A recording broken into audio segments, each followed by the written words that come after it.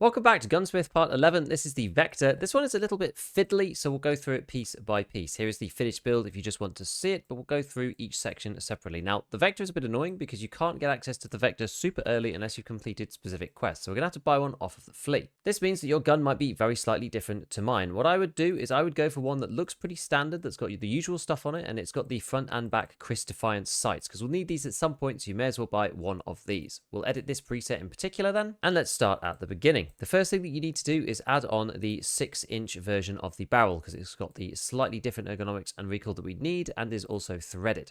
You could barter this for a chainlet on the flea market, or you could just buy it directly from players depending on how expensive they are at the time. Usually a chainlet is a little bit cheaper. Then we're going to remove all of the other little rails because otherwise you can't attach the main rail that we need. This one, the Mark V, which is required by the quest, and we're going to add this on. This one is one of the pain parts in the past, but now is much easier. There's a barter for a horse on Skier, but they're only about 10k on the flea market, so they're really not that bad. Next, we're going to add the skeletonized foregrip. That is this one here called SFG in the little icon. It's the Tactical Dynamics skeletonized foregrip. This is either from Peacekeeper or the flea market. Then, on the front, we have 3 choices of suppressors, but for this particular build, we're going to use the SRD9. This is the perfect middle ground between ergo and recoil that just allows us to finish the build quite cheaply. Now, as I said, make sure you've got the Defiance front and rear iron sights on already. This does come by default with the gun, but sometimes people remove them. We're going to add another sight because we need one extra ergo later down the line. We're going to add this, the EKP reflex sight, the Cobra. We're going to add on this as well, the sight shade. The sight shade adds 3 ergo,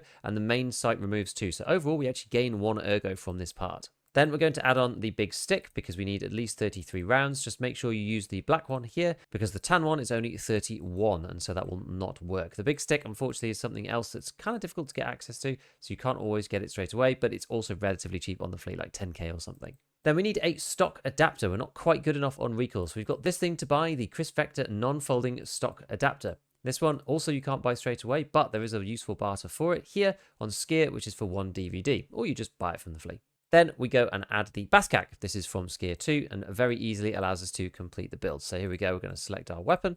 I can't because it's already built in my stash, and we're going to go back to mechanic to hand this in and move on to Gunsmith Part 12.